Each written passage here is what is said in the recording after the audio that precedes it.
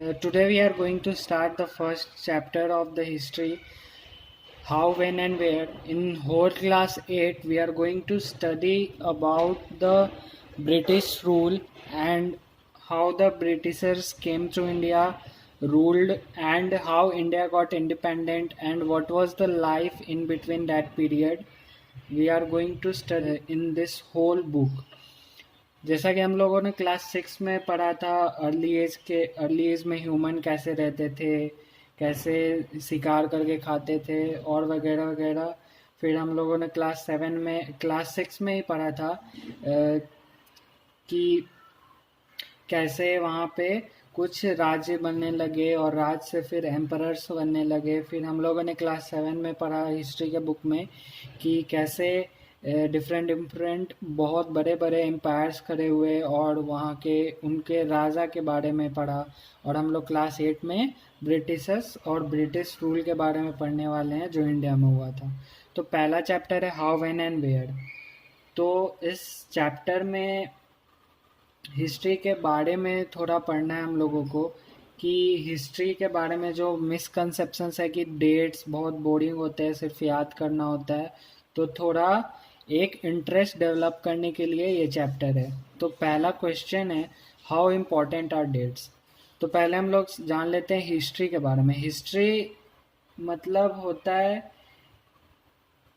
Changes that occur over time and हम लोग कैसे उस चीज़ को ढूंढते हैं कि कैसे वो चेंज हुआ और वो पहले कैसे हुआ करता था। मतलब पास्ट में कोई चीज़ कैसे होती थी और अब वो कैसे चेंज हुआ, इसी के स्टडी के को ही हम लोग हिस्ट्री कहते हैं। तो पहले के टाइम में हिस्टोरियंस थे जो डेट्स को लेके बहुत उनका रुझान था। तो वो हमेशा डेट्स को लेके ही डिबेट किया करते थे कि किस रूलर को कब क्राउन किया गया था, कौन सी बैटल कब लड़ी गई थी, कौन राजा कब पैदा हुआ था, वगैरह वगैरह। पहले के हिस्टोरियंस भी वैसे ही थे कि मतलब पहले का हिस्ट्री लिखने का तरीका ही उस तरीके का था कि वो रूलर के अराउंड ही होता था। मतलब कि हिस्ट्री में यही लिखा जाता था कि रूलर कब जन्म हुआ था उनका, उस रूलर या का क्या क्या बैटल उन्होंने लड़ा था, कब तक रूल किया था, कैसे पॉलिसीज़ थी उस स्टेट में जहाँ वो रूल करते थे, उनकी बच्चों के बारे में वगैरह वगैरह। मतलब पूरी हिस्ट्री उन रूलर्स के अराउंड ही सर्कुलेट करते रहती थी। जैसा एग्जांपल इंडियन हिस्ट्री का भी है। इंडियन हिस्ट्री में भी 1700 से लेकर 1900 के आसपास तक पूरा हिस्ट्री ब्रिटिश रूलर्स और उनके गवर्नर जनरल्स के बारे में ही लिखा गया है कि उन्होंने क्या काम किया, उनके क्या विचार थे वगैरह वगैरह, उनके बारे में कब आए, कब जन्म लिया उन्होंने, कहाँ से पढ़ाई की वगैरह वगैरह। जबकि हमारे कंट्री में इतनी बड़ी डाइवर्सिटी है, हमारे कंट्री में इतने सारे लोग थे कि हिस्ट्री बहुत बड़ी हिस्ट्री लिखी जा सकती थी। हर जगह पे अलग अलग बोलने का तरीका, अलग अलग लिखने का टाइपोग्राफी, अलग अलग मेडिसिन्स, फ्लावर्स वगैरह वगैरह। पूरे कंट्री में बहुत बड़ी डाइवर्सिटी थी, फिर भी हिस्ट्री में सिर्फ ब्रिटिश रूल के बारे में ही लिखा गया 1700 से 1900 के बीच में। उसके बाद कुछ कुछ चेंजेस हुए थे जो हम लोग आगे पढ़ेंगे। तो आपके किताब में पहला एग्जाम्पल है, पहला फिगर है जिसमें दिखाया गया है कि ब्राह्मण अपने शास्त्र जो होते हैं उसको दान कर रहे हैं, मतलब एक जेम्स रेनल को, ताकि मतलब उस फोटो में ये शो किया गया है कि वो उसको दान कर रहे हैं कि ब्राह्मण्स खुद के इच्छा से कि हमारे कल्चर को वो ब्रिटिशर्स बचाएं और उसको सेफ रखें। लेकिन ये मतलब एक गलत इमेज बनाने का एक जरिया था ब्रिटिशर्स के द्वारा। रेनल ने रॉबर्ट क्लाइव को भी हिंदुस्तान का मैप बनाने को कहा था, जो उन्होंने ताकि वो देख सके कि कैसे कैसा वहाँ पे रूलर्स हैं, किस एरिया में कितना एरिया किस रूलर के अंडर आता है और कैसे हम लोग डोमिनेट कर सकते हैं, किस तरीके से हम लोग पूरे कंट्री में रूल कर सकते हैं। तो जेम्स पढ़ना है। एक जेम्स मिल्स थे, स्कॉटलैंड के निवासी थे। वो 1817 में, वो एक हिस्टोरियन थे जो 1817 में इंडियन हिस्ट्री को 3 भाग में बांटे थे, हिंदू, मुस्लिम एंड ब्रिटिश। मतलब पहला पार्ट 3 पीरियड में, जैसे कि पहला शुरुआत में जब हिंदू रूलर्स रूल करते थे, फिर जब मुस्लिम रूलर्स रूल करते थे, और जब ब्रिटिश रूलर्स रूल करते थे। तो इन 3 भागों में जेम्स मिल ने इंडिया के हिस्ट्री को बांटा था, लेकिन ये डिवीज़न गलत था। हमारे कंट्री में बहुत सालों से, मतलब हिंदू जब रूलर थे तब भी, और जब मुस्लिम रूलर थे तब भी, और जब ब्रिटिश रूलर थे तब भी, सारे रिलीजन्स एक साथ कोएग्जिस्ट करते थे। मतलब कोई भी छोटे मोटे दिक्कत तो होती रहती है, लेकिन ब्रॉड बेसिस पे देखा जाए तो कभी भी ऐसा नहीं हुआ है कि इस हिंदू रूलर के अंडर में सारे मुस्लिम्स को ऑप्रेस किया जा रहा हो, या मुस्लिम लीडर्स के अंडर में सारे मुस्लिम्स को, हिंदू को ऑप्रेस किया जा रहा हो। तो हमारे कंट्री में इस बेसिस पे डिवीज़न करना गलत था। तो कुछ हिस्टोरियंस ने हिस्ट्री को फिर वेस्ट से, वेस्ट मतलब विदेश से प्रेरणा लेके 3 भागों में बांटा, एंशिएंट, मेडाइवल एंड मॉडर्न। लेकिन वो भी कुछ हद तक गलत ही था। एंशिएंट क्योंकि मॉडर्न में, वेस्ट में मॉडर्न जो एरा था उसको माना गया था जब साइंस डेवलप हो गया था, टेक्नोलॉजी डेवलप हो गया था, वहाँ इक्वालिटी, लिबर्टी, डेमोक्रेसी आ चुकी थी, तब से मॉडर्न एरा माना जाता है। लेकिन इंडिया तो ब्रिटिशर्स के अंदर था। तो कुछ हिस्टोरियंस मॉडर्न एरा जिसको कहा जाता है उसको कॉलोनियल एरा भी कहते हैं। जो कॉलोनियल मतलब जो हमारे कंट्री में जो ब्रिटिशर्स आए थे, और जो जिन्होंने अपना रूल स्टैब्लिश किया by defeating the rajas and nawabs, local rajas and nawabs, and establishing the control over the economy and the society of the whole country। मतलब धीरे धीरे छोटे छोटे राजाज को, नवाबों को हरा हरा के अपने तरफ कर लिए, फिर कुछ लोगों को भड़काया भी, और पैसे का लालच देके भी अपने अंडर करके धीरे धीरे पूरे इंडिया को अपनी कॉलोनी की तरह बसा लिया। मतलब वो थे तो ब्रिटिश मतलब ब्रिटेन तो बहुत दूर है इंडिया से, लेकिन वो इंडिया को एज ए यूज़ करते थे कि आते थे, अपना सारा काम करवाते थे इंडियंस से, और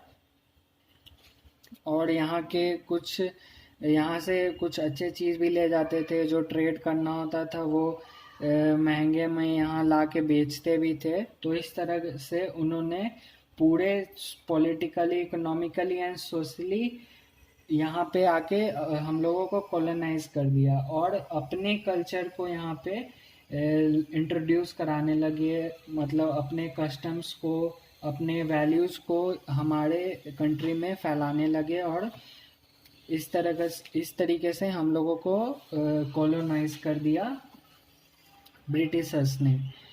तो अब नेक्स्ट टॉपिक है एडमिनिस्ट्रेशन प्रोड्यूसेस रिकॉर्ड्स।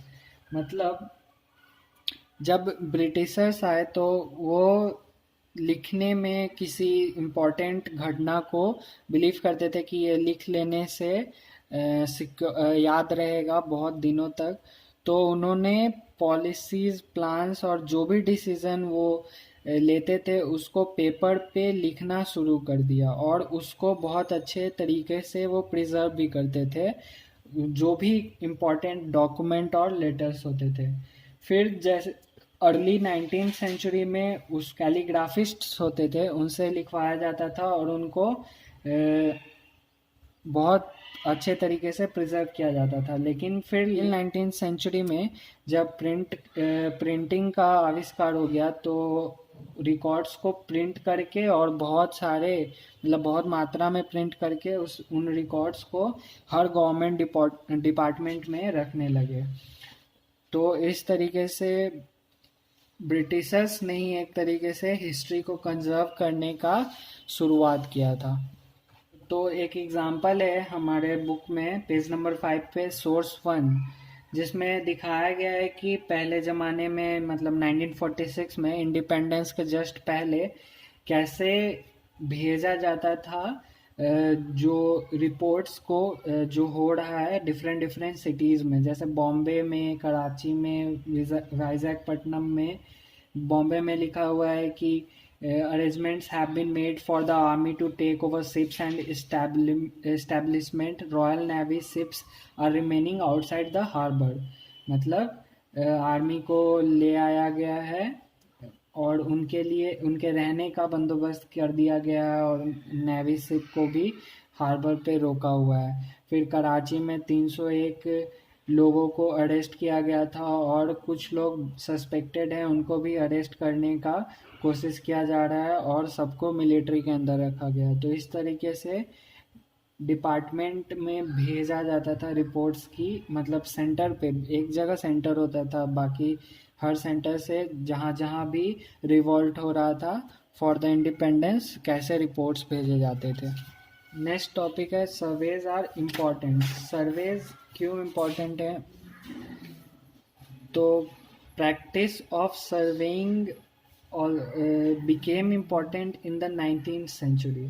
जब 19वीं शताब्दी में सर्वे करना एक इम्पॉर्टेंट काम बन गया, क्योंकि ब्रिटिशर्स मानते थे कि जब तक हम किसी कंट्री को अच्छे तरीके से जान नहीं लेंगे तो वहाँ पे इफ़ेक्टिवली एडमिनिस्ट्रेट करना पॉसिबल नहीं है, वहाँ पे रूल करना पॉसिबल नहीं है।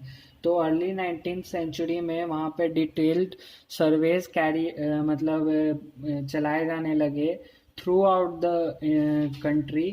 इन मतलब विलेजेस में कैसे रेवेन्यू जनरेट होता है, वहाँ की टाइपोग्राफी क्या है, सॉइल की क्वालिटी क्या है, वहाँ का पेड़ का प्रजातियाँ क्या क्या हैं, वहाँ जानवर कैसे कैसे पाए जाते हैं, ये सब लिखे जाने लगे। कहाँ वहाँ पे खेती करने का तरीका क्या है।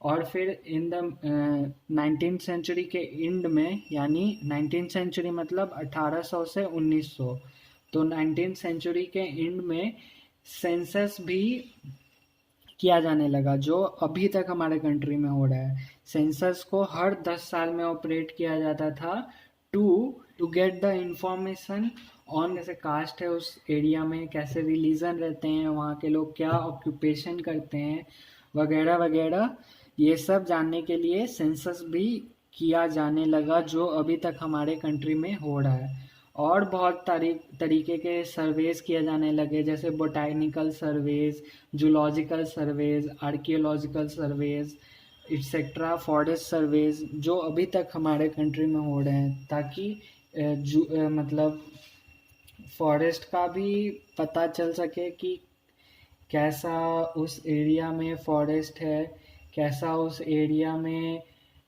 घर वगैरह, पुराने घर वगैरह हैं, कैसे पुराने महल वगैरह है, इस सब का भी सर्वे किया जाने लगा। But the official records do not tell what other people felt other than what official felt and thought।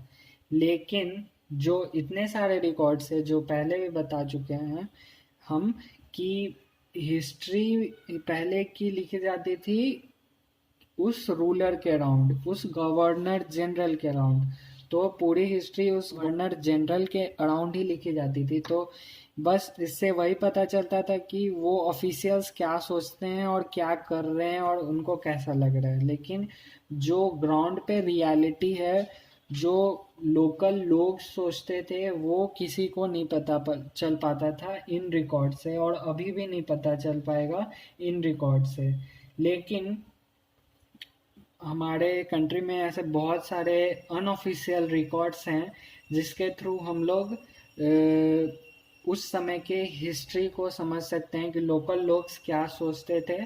तो हम लोग इस पूरे बुक में उसी के बारे में पढ़ने वाले हैं कि उस समय का क्या कल्चर था, उस समय लोग क्या झेल रहे थे।